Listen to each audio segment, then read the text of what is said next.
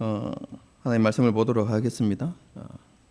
오늘 우리에게 주시는 말씀은 창세기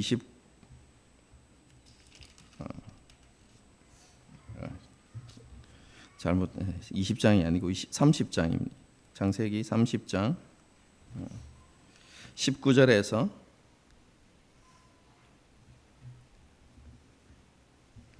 32절까지 말씀입니다.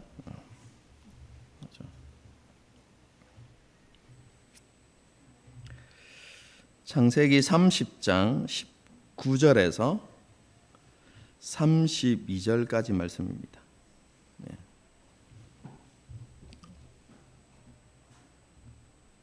한 절씩 교독하시겠습니다.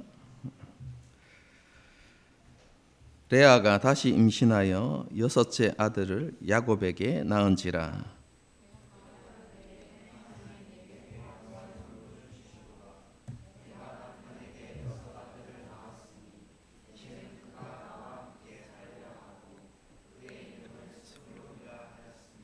그 후에 그가 딸을 낳고 그의 이름을 디나라 하였더라.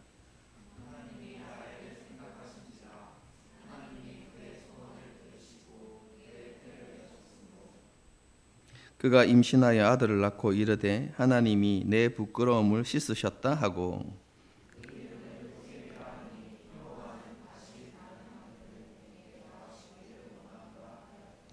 라헬이 요셉을 낳았을 때에 야곱이 라반에게 이르되 나를 보내어 내 고향 나의 땅으로 가게 하시되,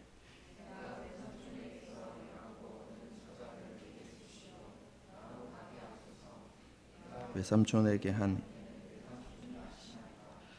라반이 그에게 이르되 여호와께서 너로 말미암아 내게 복 주신 줄을 내가 깨달았노니 내가 나를 사랑스럽게 여기거든 그대로 있으라.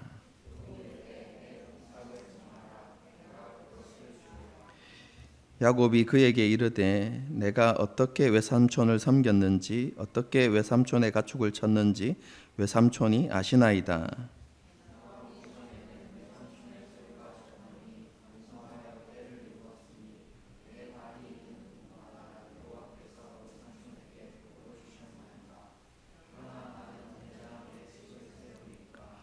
라반이 이르되 내가 무엇으로 내게 주랴? 야곱이 이르되 외삼촌께서 내게 아무것도 주시지 않아도 나를 위하여 이 일을 행하시면 내가 다시 외삼촌의 양떼를 먹이고 지키리이다.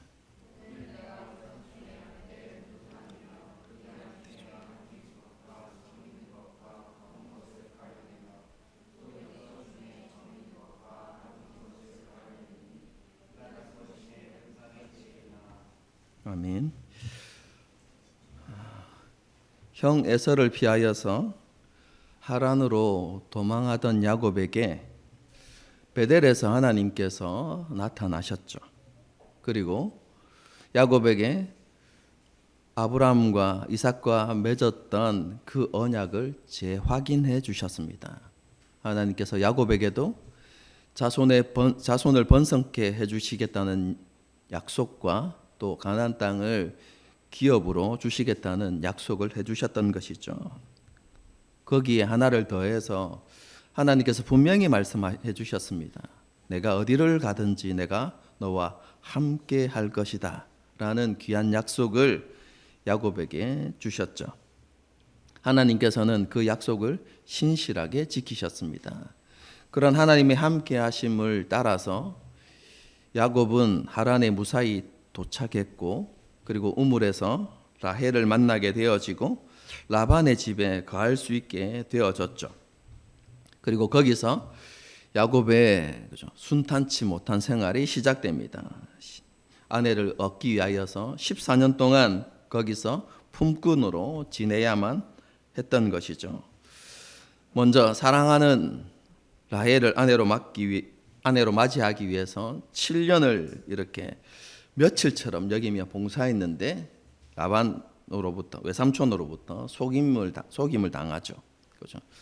라헬이 아닌 레아를 아내로 맞이하게 되어지고 7일 이후에 레아와 라헬과 결혼을 했지만 다시 7년을 봉사해야만 했습니다.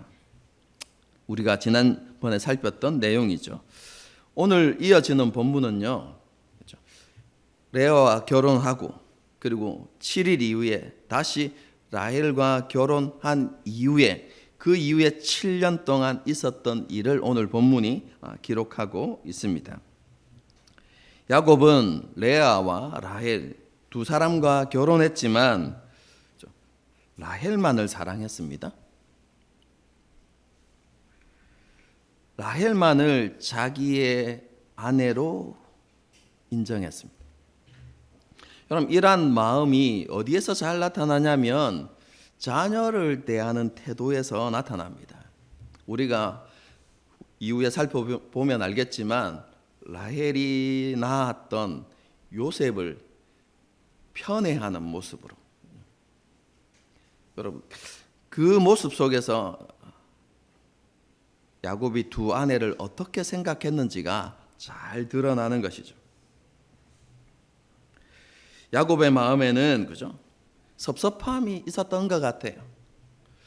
라반이 자신을 속인 일뿐만 아니라 그 일에 레아가 함께 동참했다는 그 사실 때문에 그죠? 배반감이나 혹은 섭섭함이 그 마음속에 항상 있었던 것 같습니다. 그래서 레아에게 마음을 주지 않았고 라헬만을 아끼고 사랑했던 것 같습니다.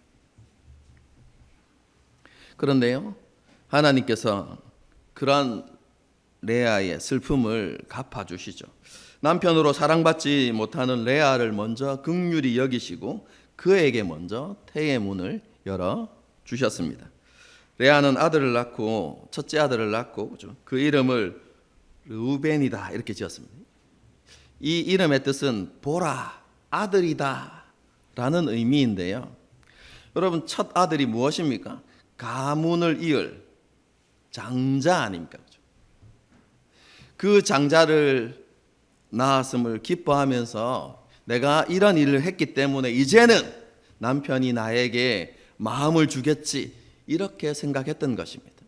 그런 마음을 가지고 르우벤 이렇게 지었습니다. 하지만 야곱은 여전히 레아에게 마음을 주지 않았죠.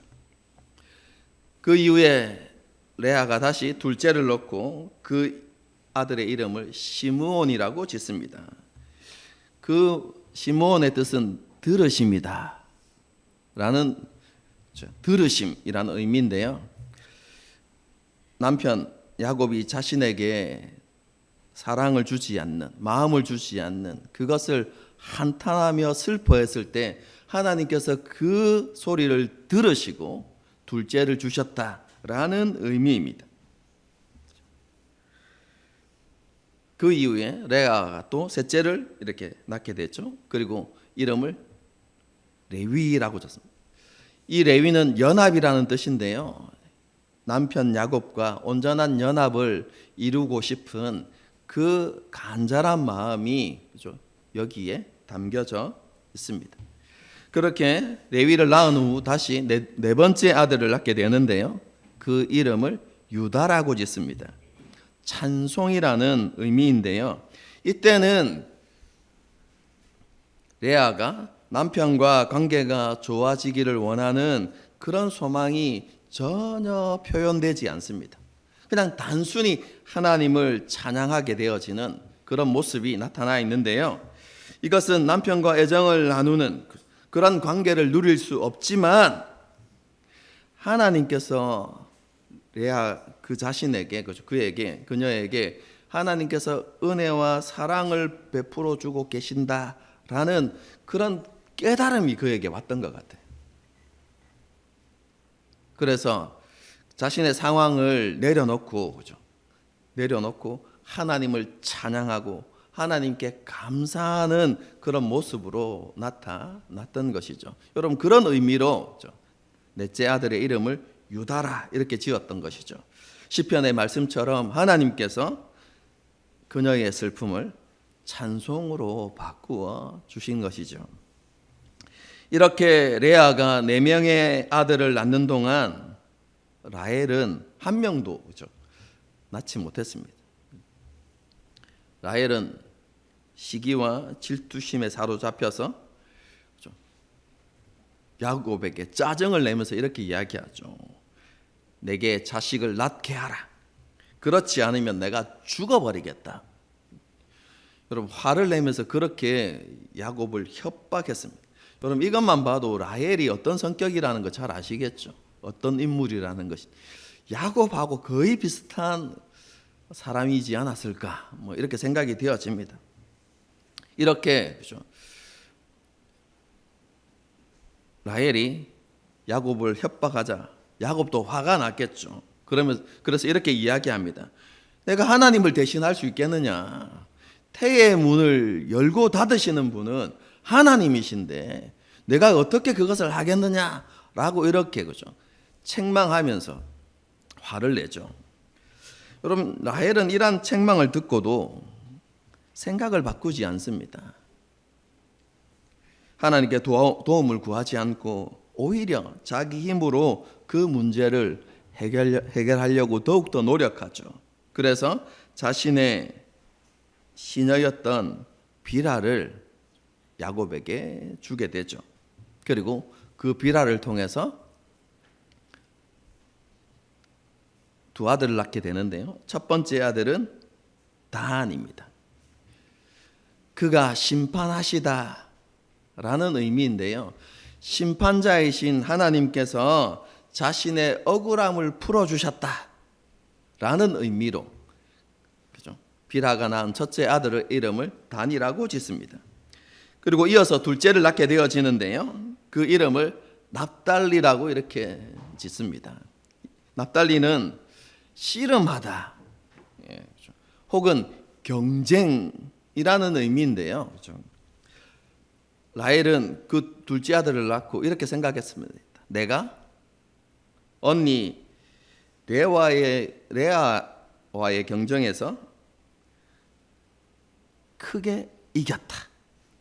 이렇게 생각했습니다. 여러분, 말이 안 되는 것 아닙니까? 레아가 몇 명의 아들을 낳았죠? 4명을 낳았습니다.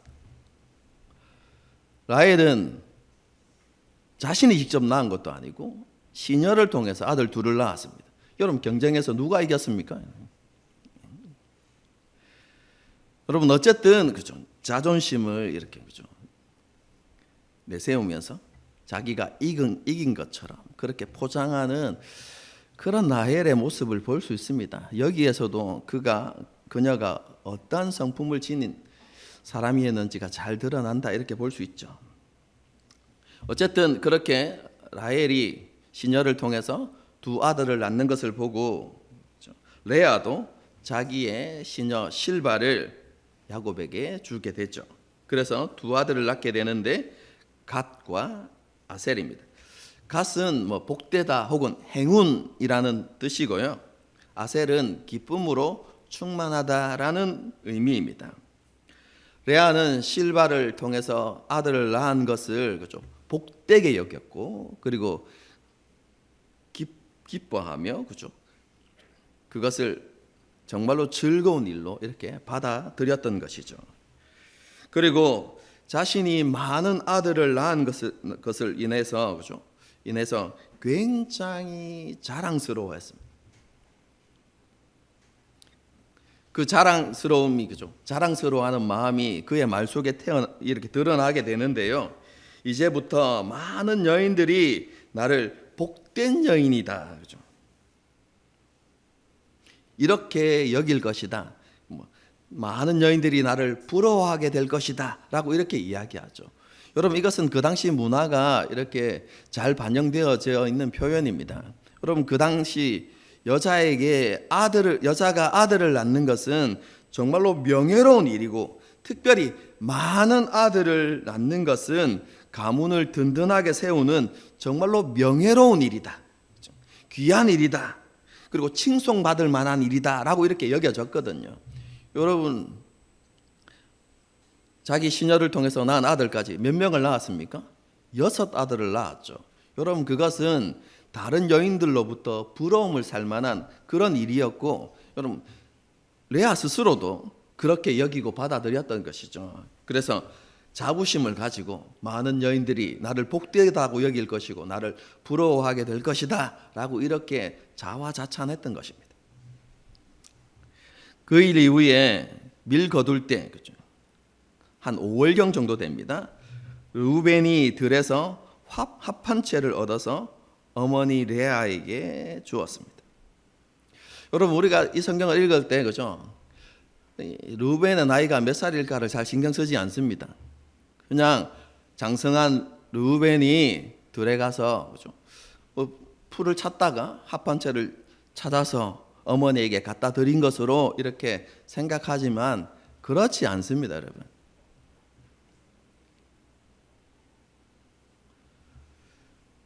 레아가 6 아들을 낳고 라헬이 2 아들을 낳은, 여러분 이 일이 몇 년 안에 이루어지는 줄 아십니까? 6년 안에 이루어집니다, 여러분.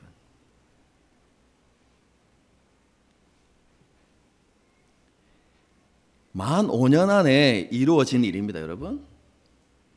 여러분, 그러니까 르우벤 나이가 몇 살이었을까요? 5살입니다, 여러분. 5살.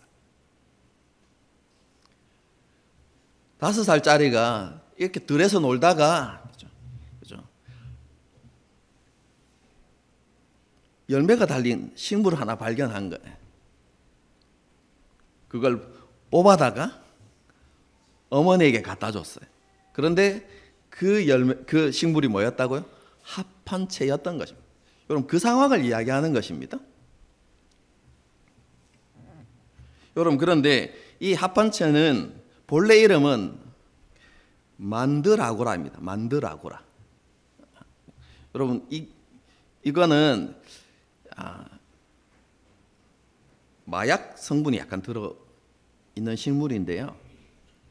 그래서 그 당시에 고대 사람들에게는 여인의 임신을 돕는 풀로 이렇게 잘 알려져 있습니다. 체험제로 사용하기도 했습니다. 어쨌든 이런 마취와 마약 성분이 있는 그죠? 합한 채를 이렇게 가져다 주었는데 라헬이 그것을 알고 레아에게 가서 그것을 요구하게 되어지죠. 여러분, 그러자 그죠? 레아가 화가 안 났겠습니까? 남편도 빼앗겼는데 합한 채까지 뻔뻔하게 요구하니까 화가 났겠죠. 여러분, 그래서 너무 뻔뻔하지 않느냐라고 이렇게 비꼬면서 화를 내죠. 여러분, 그래서 라헬이 타협을 하죠. 야곱을 하루 양보하고 그 합한 채를 얻게 됩니다. 뭐 때문에요? 아들을 낳고 싶어서. 여러분, 라헬이 이렇게 노력했지만 하나님께서 태의 문을 열어주신 사람은 라헬이 아니라 레아입니다. 합한 채 사건 이후에 그렇죠? 레아가 5째 아들을 낳죠. 그렇죠? 이사갈입니다. 그리고 6째 스불론을 또 이어서 낳게 됩니다. 그리고 마지막으로 딸 디나를 낳게 되죠. 여러분, 이 일 이후에 합한 채 사건 이후에 어떤 일이 생겨납니까? 하나님께서 라헬을 기억하시고 그녀에게 태의 문을 열어주셔서 요셉을 낳게 하십니다. 라헬은 이렇게 요셉을 낳고 나서야 생명의 주관자가 하나님이시라는 사실을 알게 됩니다. 자신의 모든 노력으로는 다 실패했거든요. 그런데 하나님의 은혜로 태의 문이 열리고 난 다음에 정말로 이렇게 태의 문을 여는 것은 인간의 노력이나 화판체가 아니라 하나님의 은혜다라는 것을 그제서야 라헬이 깨닫게 되어지고, 그래서 그러한 깨달음을 신앙으로 이렇게 고백한 것이죠. 무엇입니까? 하나님께서 드디어 나의 수치스러움을 없애주셨구나 라고 이렇게 고백한 것입니다. 이것도 그렇죠. 그 당시 문화인 것이죠. 여자가 아들을 낳지 못하는 것은 수치스러운 일입니다.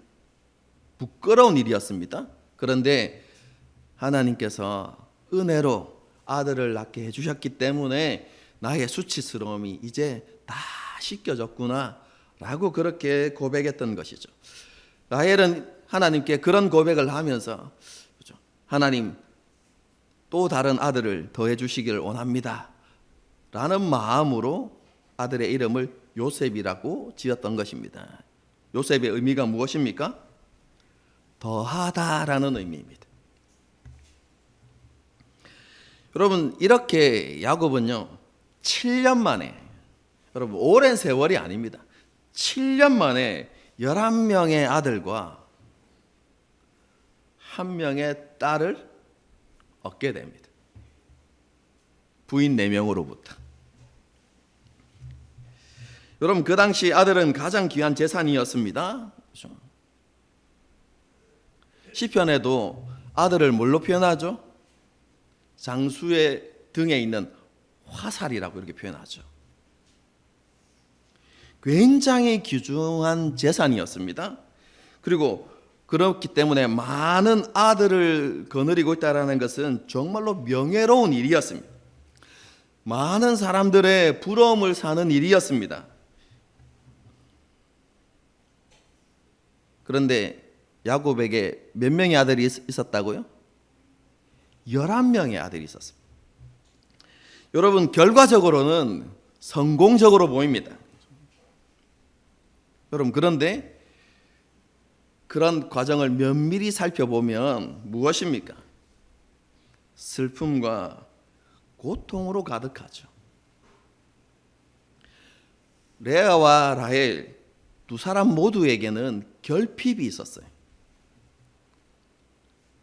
두 사람 모두 상대방이 가지고 있는 것을 갈망하고 그것을 빼앗아오고자 하는 그런 열망들이 있었죠. 레아는 그죠? 라헬이 가지고 있었던 남편의 사랑, 여러분 그것을 빼앗아오고 싶어 했죠. 라헬은요 절박하게 아들이 낳고 싶었어요. 레아가 가지고 있었던 것이 너무나 부러웠던 것이죠. 여러분, 이러한 갈망과 절박함은 시기와 질투를 만들어내고 갈등과 경쟁을 낳았던 것이죠.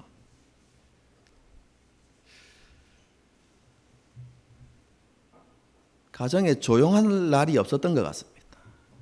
여러분, 야곱의 마음이 편했을까요?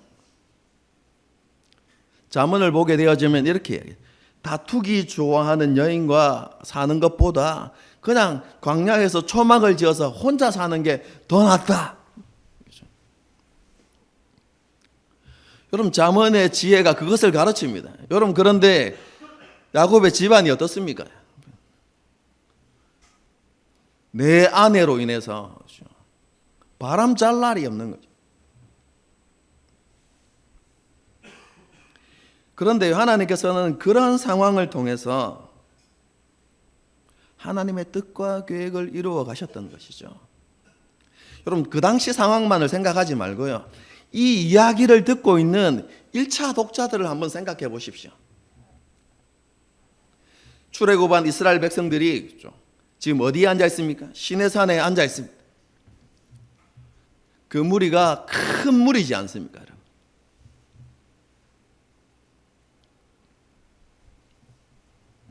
여러분, 그 이스라엘 백성들이 자기 지금 조상들의 이야기를 듣고 있는 거예요.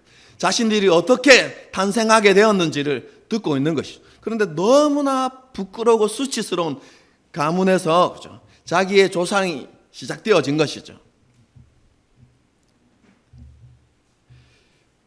그런 사람들을 이스라엘 백성들의 조상으로 세우시고 하나님께서 지키시고 보존하심을 통해서 지금 그렇죠?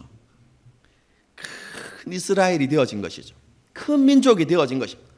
여러분, 그것을 보면서 이스라엘 백성들이 무슨 생각을 했을까요? 우리가 이렇게 되어진 것은 사람의 노력이나 지혜로 말미암은 것이 아니구나. 와, 이 모든 것이 하나님의 은혜구나. 하나님께서 우리를 보존하고 지켜주셨기 때문에 우리가 이런 큰 민족이 될 수 있었구나. 아브라함과 이삭과 야곱과 맺으신 그 언약은 오직 하나님의 은혜로 성취되어진 것이구나 라는 것을 이스라엘 백성들이 깨달을 수 있었겠죠. 여러분, 우리가 창세기를 읽을 때 그렇죠?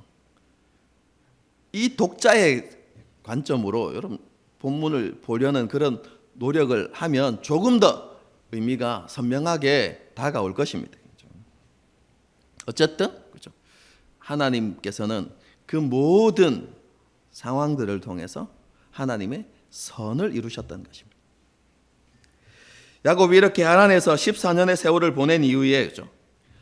이제 고향으로 돌아가야 되겠다라는 생각을 하게 됩니다. 목적을 이루었으니까요. 하란에 온 목적이 뭐죠? 아내를 구하는 것이었지 않습니까? 그래서 14년 동안 신부값을 다 치르고 이제 자기 아내를 얻었기 때문에 좀 돌아가려고 했죠. 그래서 라반을 찾아가서 이렇게 이야기합니다. 25절, 26절입니다. 라헬이 요셉을 낳았을 때에 야곱이 라반에게 이르되 나를 보내어 내 고향 나의 땅으로 가게 하시되. 여기까지는 아무런 그죠 이상한 점이 없습니다. 여러분, 근데 그 다음에 표현이 이상합니다. 보십시오. 내가 외삼촌에게 일하고 얻은 처자를, 그 다음에 뭐라고 되어 있습니까? 내게 주시어 나로 가게 하소서. 내가 외삼촌에게 한 일은 외삼촌이 아십니다. 이렇게 이야기합니다.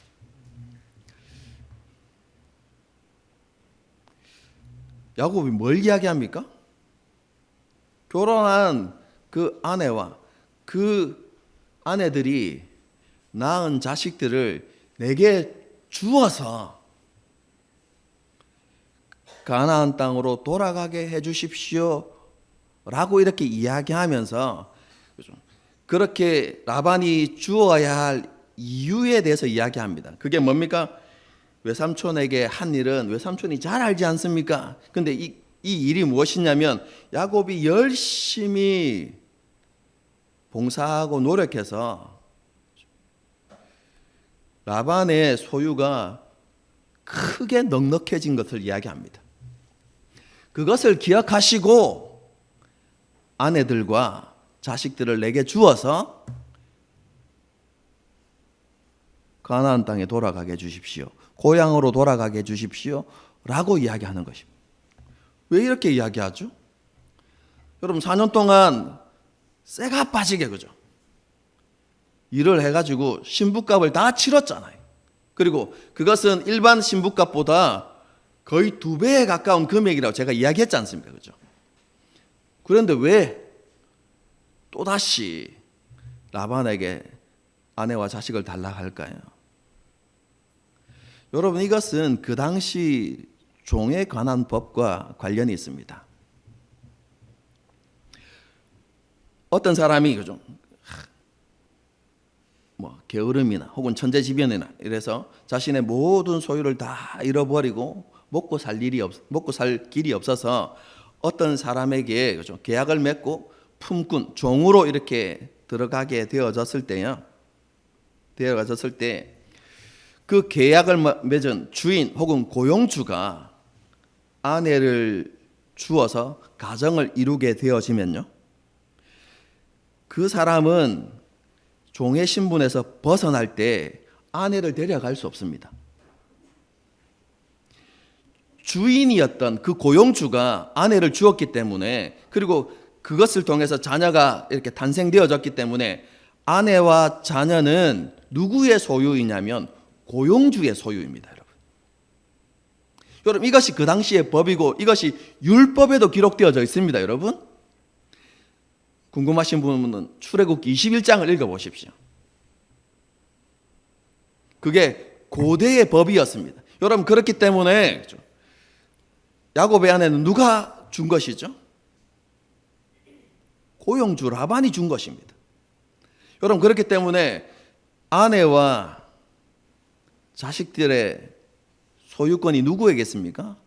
라반에게 있죠. 여러분, 그래서 정중하게 부탁한 것입니다. 그런데 그렇게 하도록 하기 위해서 어떤 조건을 제시했다고요? 제가 외삼촌의 재산을 불려주지 않았습니까? 이렇게 이야기하죠. 여러분, 이것과 관련되어진 사건이 나중에 야곱이 야반도주하는 사건입니다.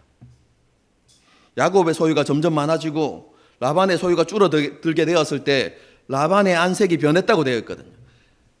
야곱을 바라보는 시선이 좋지 못했어요. 여러분, 그때 그렇기 때문에 야곱이 나중에 돌아갈 때 6년이 지나고 난 다음에 라반에게 가서 아내와 아들을 내게 주어서 돌아가게 해주십시오 라고 말하지 못하고 어떻게 합니까? 라반이 허락해 주지 않을 것을 알았기 때문에 야반도주하거든요. 여러분, 그게 31장에 나오는 내용입니다.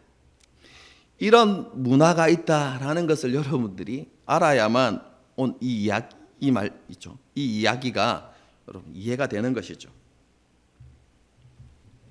어쨌든 야곱은요, 자신의 성과를 드러내면서 아내와 아들을 주어서 고향으로 돌아가게 해달라고 그렇게 요청하죠.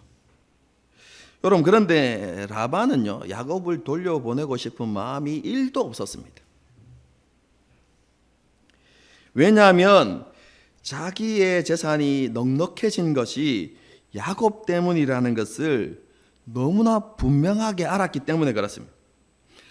라반은 그것을 깨달았다 이렇게 표현하는데요, 이 깨달았다는 표현을 정확하게 해석하면 점을 쳐서 알았다는 말입니다. 라반은 중요한 일에 대해서 알아보거나 어떤 중요한 것을 결정할 때 점을 쳤던 사람인 것 같아요. 무엇을 가지고요? 고대의 점을 치는 도구는 드라빔입니다. 드라빔. 31장에 나오죠. 도망칠 때, 고향으로 야곱이 도망칠 때 라헬이 라반의 드라빔을 훔쳐서 이렇게 가게 되거든요. 그것의 의미는 다음 주에 이렇게 살펴보긴 하겠지만 그 드라빔을 가지고 점을 치던 사람이 라반인데요. 그래서 내가 이렇게 부유하게 된 이유가 무엇일까? 이렇게 점을 쳐보았더니 점괘에 뭐가 나왔다는 겁니까? 야곱이 나왔던 것이죠. 그러니까 야곱을 계속 이곳에 두어야 자기의 소유가 더 넉넉해지는 것이죠. 여러분, 그래서 돌려보내고 싶은 마음이 없었어요. 그래서 그죠, 잘 구슬리죠.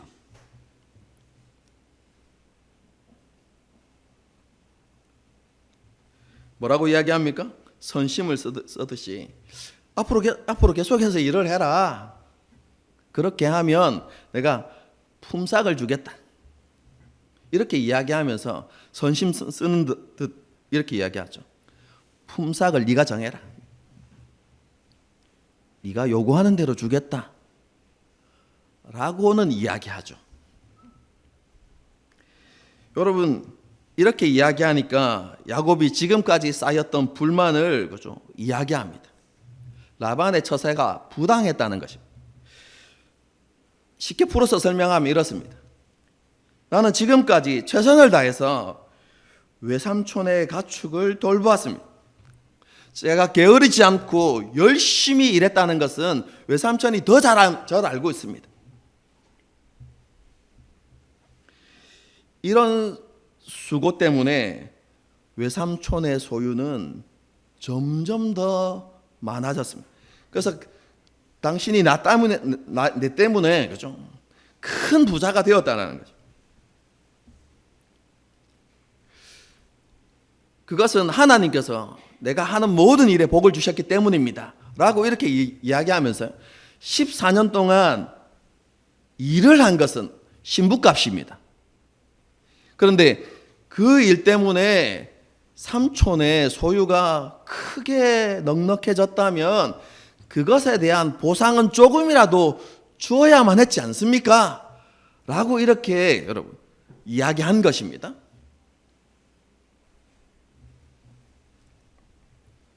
14년 동안 그렇게 일하면서 외삼촌은 점점 부유해졌지만 외삼촌이 나에게 단 한 푼의 보상도 주지 않았기 때문에 나는 빈털털입니다 라고 이렇게 이야기하죠. 그렇게 이야기하니까 라반이 양심에 조금 찔림이 있었던 것 같아요. 그래서 굉장히 부드럽게 이야기하죠. 그러면 내가 어떻게 해주면 좋겠노? 이렇게 이야기합니다. 그렇게 이야기하니까 야곱이요, 라반이 욕심 많은 사람이고 그가 매우 야비한 사람이라는 것을 너무나 잘 알았기 때문에요, 라반이 보기에 좀 과한 요구를 하지 않습니다. 라반이 보기에 정말로 보잘것없어 보이는 요구를 하는 것입니다.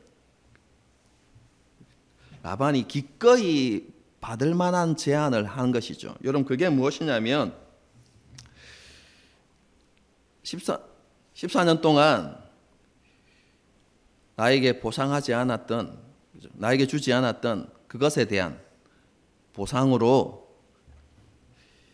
양떼 가운데는 얼룩지거나 점박이거나 무늬 있는 것 혹은 검은 것, 그것을 보상으로 주시고, 염소떼 가운데는, 염소건 다 까만 염소들이니까요, 염소떼 가운데 얼룩지거나 점박이, 줄무늬 이런 것들이 있으면 그걸 14년 동안의 보상으로, 봉사한 것에 대한 보상으로 내게 주십시오, 이렇게 이야기합니다.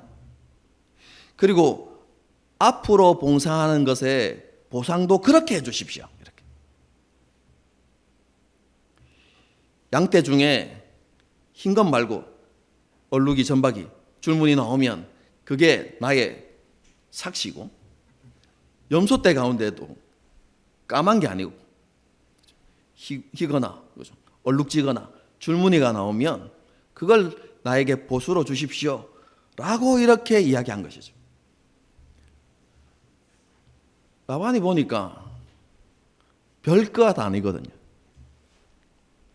원래 양은 희고 염소는 까마니까 나머지는 거의 뭐 돌연변이식으로 이렇게 나오는 것이니까 숫자도 많지 않은 것이죠. 그 수도 많지 않은 것이죠. 여러분, 그러니까 흔쾌히 수용합니다. 여러분, 그런데 그 이후에 이 라반의 야비함이 드러납니다. 어떻게 하냐면요, 지금 가가지고 구분해라, 이렇게. 흰 양과 검은 염소와 나머지를 딱 분리하죠. 그리고 적은 수의 것들을 야곱에게 줍니다. 여러분, 주는데요, 어떻게 하냐면 흰 양과 검은 염소와 나머지 양과 염소떼 사이의 거리를 3일 길을 둡니다. 왜 그랬을까요? 두 떼 사이에 교배가 일어나지 못하도록. 여러분, 그렇게 하면서 그래도 안심이 안 되니까, 그렇죠? 얼룩이, 점박이, 줄무늬, 양떼를 누구 손에 맡기는 줄 아십니까? 야곱의 손에 맡기는 게 아니라 라반의 아들들의 손에 맡깁니다. 그리고 솜씨가 좋은, 그렇죠?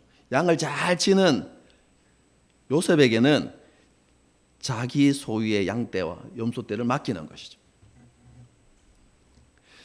여러분, 라반의 속셈이 뭐겠습니까? 무보수로 일시키겠다는 것입니다.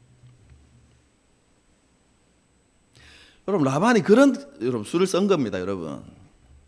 왜냐하면 흰 양떼들의 교배를 통해서는, 그렇죠, 얼룩이, 점박이가 잘 태어나지 않을 거라고 알고 있으니까요. 염소도 마찬가지죠.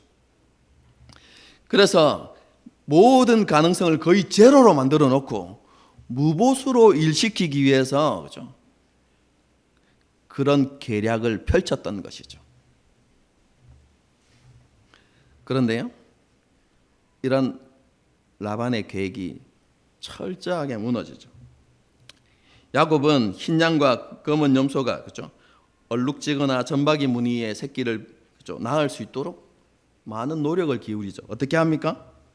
나뭇가지를 가져다가요, 이렇게 겁질을 벗기는데 다 벗기는 게 아니라 듬성듬성 벗기는 거죠. 그럼 나뭇가지가 어떻게 보입니까? 얼룩이로 보이죠. 얼룩덜룩한 모양, 그죠? 무늬를 가지게 되어 있겠죠.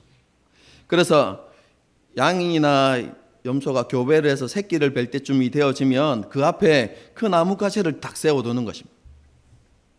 여러분, 그런데 항상 그렇게 하는 것이 아니라 튼실한 거죠. 건강한 양떼나 양이나 염소가 교배를 할 때는 그것을 딱 앞에 세워두고, 비실비실한 것들이 교배를 맺을 때는 치우고, 이렇게 했던 것이죠. 여러분, 그렇게 했는데 결과는 어떻게 나왔냐면 튼튼한 것들, 그렇죠? 건강한 양과 염소는 야곱의 것이 되어지고 약한 것은 라반의 것이 되었더라 라고 되어 있고, 6년이 지난 이후에 야곱은 매우 번창하여서 양떼와 노비와 낙타와 나귀를 많이 소유하게 되었더라 라고 이렇게 이야기하는 것입니다. 여러분, 이게 이제 30장의 전체적인 내용입니다.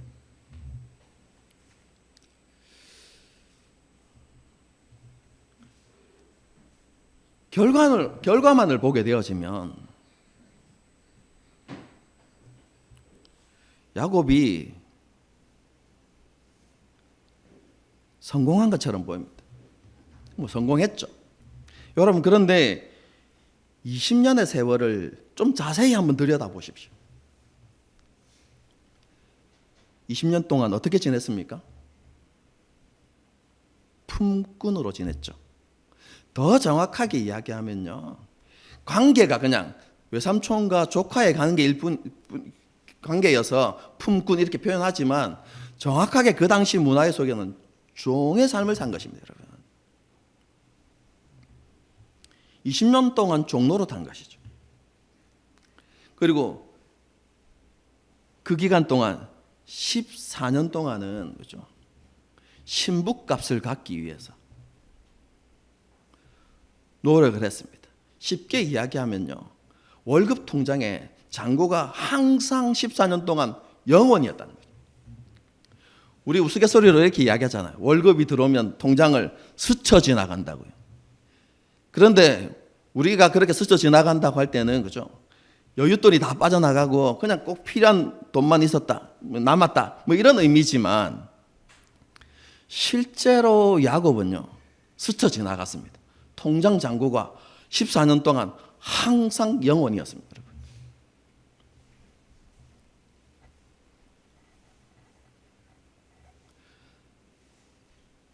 7년을 죽도록 일하고 두 아내를 얻었는데요, 불행 끝 행복 시작이었습니까?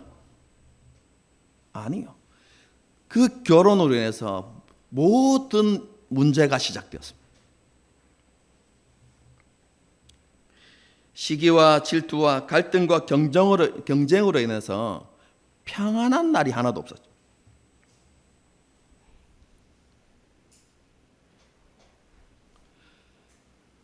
(14년이) 지나고 난 이후에 겨우겨우 안정이 되었는가 싶었는데 그때부터 악독 고용주를 만나죠. 여러분,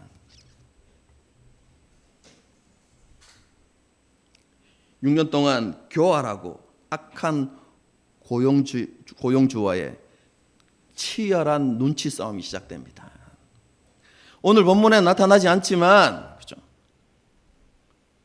라반이 계약을 몇 번 위반했다고요? 10번이나 계약을 위반하잖아요. 그런 고용주 밑에서 눈치를 보면서 자신의 몫을 챙겨야 하는 그런 세월을 보냈습니다. 여러분, 실로 험악한 세월이죠. 여러분, 세상 기준으로 보면 야곱의 삶은 거의 실패자의 삶이죠. 여러분, 20년 동안 그런 삶을 여러분 살고 싶으십니까?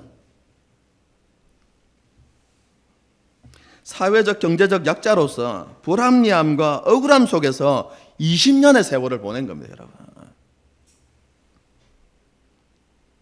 여러분, 그런데 야곱이 그런 험악한 세월을 보냈지만 그가 결국 승리자가 될 수 있었던 이유가 무엇입니까? 야곱의 성실함과 탁월한 잔머리 때문입니까? 여러분, 그렇지 않습니다. 얼룩무늬와 점박이 무늬의 양과 염소를 얻으려고 했던 시도는요, 과학적 근거가 전혀 없는, 여러분, 미신적인 행위에 가까운 것입니다. 여러분, 그렇게 한다고 해서 실제로 그런 무늬에, 그렇죠? 양과 염소가 태어나는 게 아닙니다. 여러분,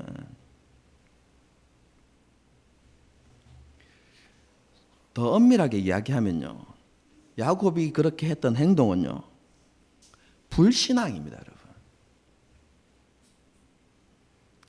왜요? 31장을 보면 그 내용이 나옵니다. 싹을 전하기 전에 하나님께서 야곱에게 꿈에 나타나셨어요. 그리고 꿈에 하나님께서 보여주신 게 있는 게 뭐냐면, 새끼를 뵌 양과 염소의 무늬가 전부 다 얼룩무늬, 점박이, 줄무늬였던 것이죠. 하나님께서 천사를 통해서 보여주신 환상이었습니다. 여러분, 그것을 하나님께서 약속하신 것이 삭으로 주겠다고. 그러면 야곱은 뭐 해야 됩니까? 기다리면 되죠. 하나님이 그렇게 주실 거니까. 여러분, 그런데 야곱은 하나님을 기다리지 못했습니다. 어쨌든 방법을 강구하고, 그죠? 돌파구를 찾으려고 했던 것이죠. 야곱의 그런 노력 때문에 그가 승리자가 되었습니까? 그가 번성하게 되었습니까? 아닙니다. 야곱이 그런 승리자가 될 수 있었던 것은 하나님과 맺었던 약속 때문입니다. 하나님께서 베델에서 나타나셔서 뭐라고 말씀하셨습니까? 나는 네 편이다, 이렇게. 내가 너와 함께 할 것이다. 그 하나님의 약속이 야곱을 승리자로 만들었던 것이죠. 야곱의 모습이나 상황에 상관없이 신실하신 하나님께서 그 약속을 지키셨기 때문에 야곱이 모든 불합리함, 억울한 상황들을 이겨내고 라반의 그 모든 악한 계략들을 다 벗어나고 하나님께서 주시는 복을 받아 누릴 수가 있게 되어진 것이죠. 그런데 여기서 우리가 한 가지 생각해 보아야 할 점이 있습니다. 하나님의 변함없는 약속, 함께 하시겠다는 그 약속이 그러면 우리가 마음대로 살아도 되겠네 라고 생각하는 근거가 될 수 있는가?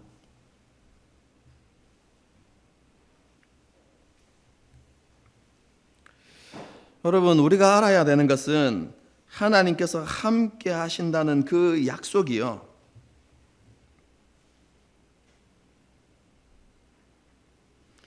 우리의 죄악이나 우리의 잘못된 선택과 그 결과를 눈 감아주는 것이 아니라는 사실을 알아야만 합니다.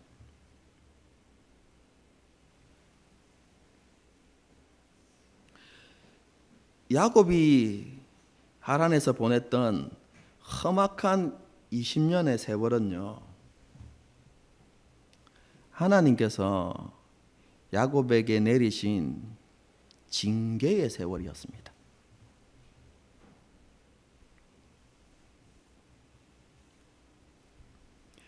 그 징계로 인하여서 야곱은 많은 아픔과 고통을 경험해야만 했던 것이죠. 하나님이 야곱을 심판하신 것은 아닙니다, 여러분.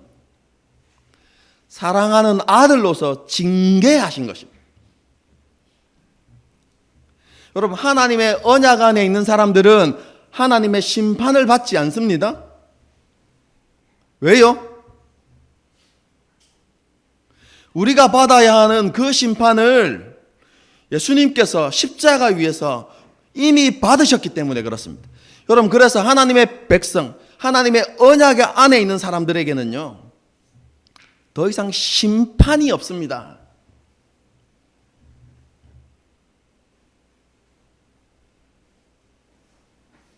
하지만 사랑하는 자녀이기 때문에 그가 그릇된 길을 갈 때 하나님께서 그 자녀를 징계하시는 것입니다. 왜냐하면 그를 그렇게 잘못된 길로 가도록 내버려 두시지 않게 하기 위하여서 하나님께서 그렇게 하시는 것이죠. 이것은 하나님의 공의이기도 합니다.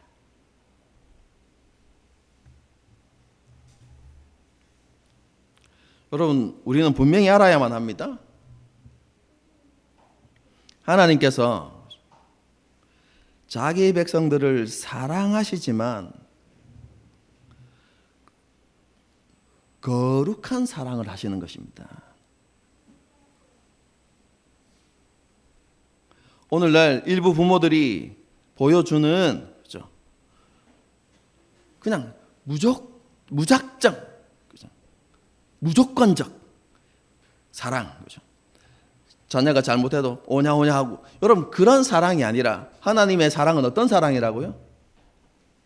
거룩한 사랑입니다.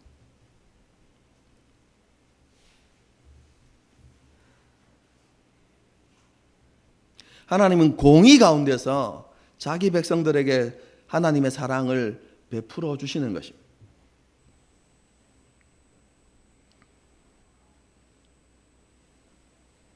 이걸 다르게도 표현할 수 있는데요, 하나님께서는 자기 백성을 공의로 다스리시지만 진노가 아닌 사랑 안에서 그를 다스리십니다 라고 이렇게 표현할 수 있습니다. 하박국이 그것을 이야기하죠.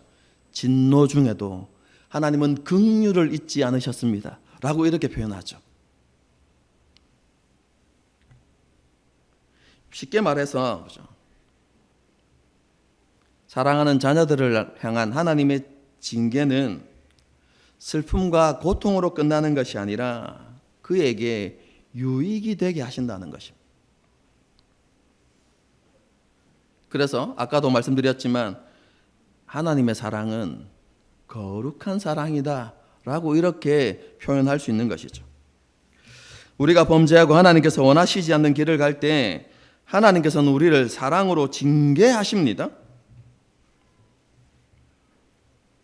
그래서 많은 슬픔과 아픔과 고통을 경험하게 하십니다. 하지만 하나님께서는 그 모든 것을 통해서 선을 이루시죠. 여러분, 이것이 하나님의 언약 안에 있는 사람들에게 주시는 하나님의 은혜입니다.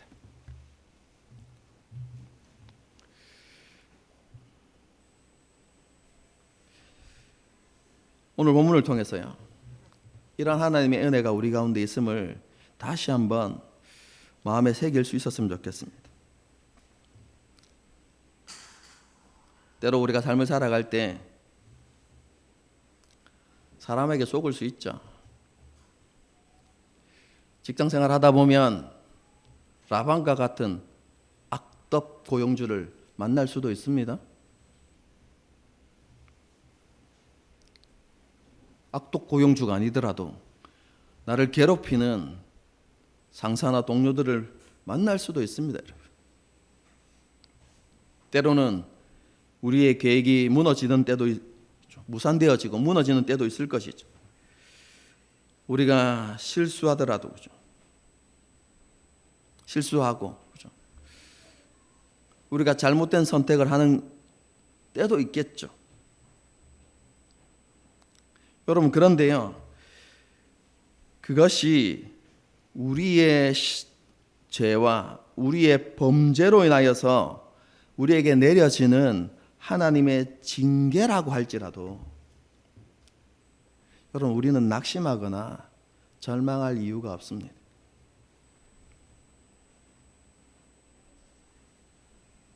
왜냐하면 하나님께서는 언약 안에서 살아가는 자기 백성에게 하나님의 뜻과 계획을 반드시 이루실 것이기 때문에 그렇습니다.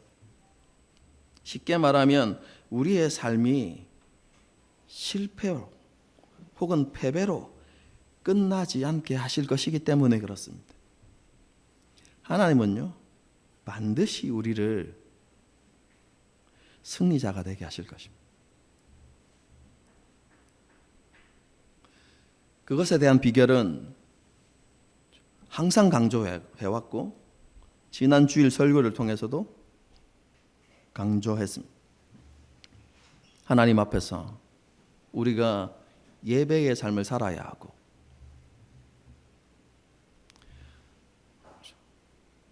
우리의 의지와 상관없이 환난과 고난에 빠질 수도 있지만 우리의 범죄함으로 하나님의 징계로 우리에게 고난과 환난이 있다 할지라도 우리가 해야 되는 것이 무엇입니까? 야베스의 기도. 하나님 앞에 도움을 구하고 하나님께 간구하고 부르짖는 삶을 살아가야 하는 것이죠.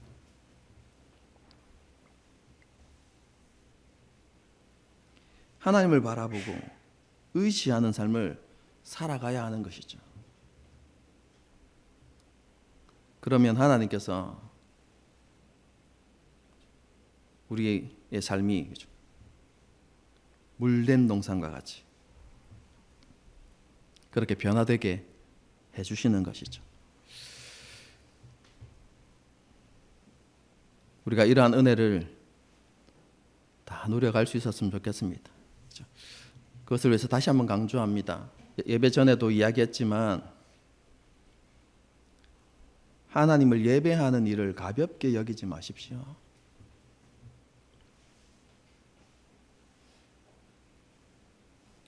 우리 주일학교, 교회학교 우리 친구들도 목사님 설교 열심히 적으려고 노력하고 요즘 적다가 많은 친구들도 있는데 지사니까 고개를 끄덕였어요. 이렇게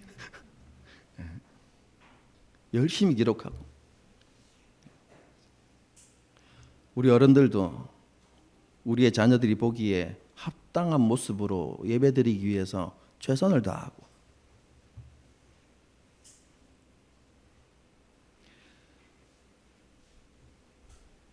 경건의 훈련이 우리의 삶을 무겁게 하는 것이 아니라 승리의 삶을 살아가는 비결이고 통로라는 사실들을 기억하면서 하나님 앞에서 매일매일 관계 맺는 그런 삶을 살아가려고 그렇게 노력해야 되는 것이죠. 다시 마음을 일으켜 세우고 마음을 새롭게 하고 함께 달려갈 수 있었으면 좋겠습니다. 그럼 그래서 정말로 야곱에게 주신 그 은혜가 우리의 삶들 가운데도 풍성하게 나타나는 그런 일이 있기를, 그런 일이 이루어지기를 주님의 이름으로 축복합니다. 함께 찬양하고 기도하시겠습니다. 하나님은 너를 지키시는 자,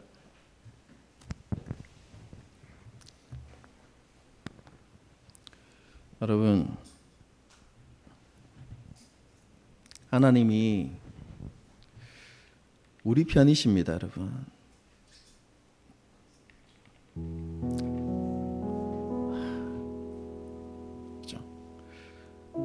꼭 기억하십시오. 하나님 우리 편이십니다. 아니, 하나님 내 편이십니다, 여러분.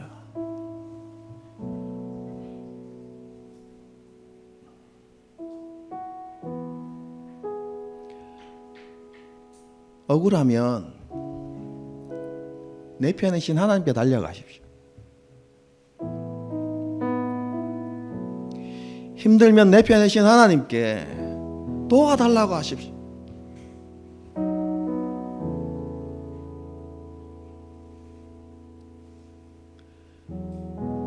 야곱처럼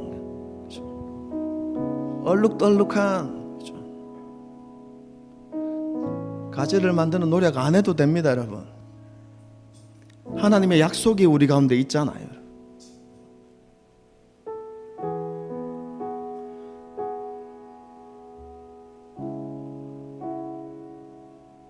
하나님을 찾고 부르짖는 그런 삶을 살아가는 사람들에게 하나님께서 은혜를 베푸십니다.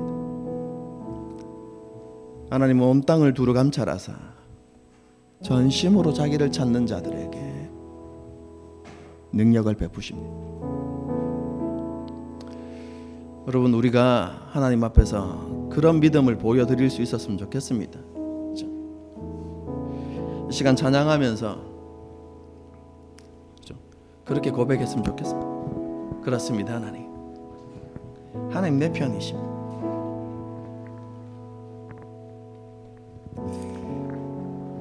하나님 나와 함께 하십니다. 그렇게 고백할 수 있었으면 좋겠습니다. 함께 찬양하시겠습니다.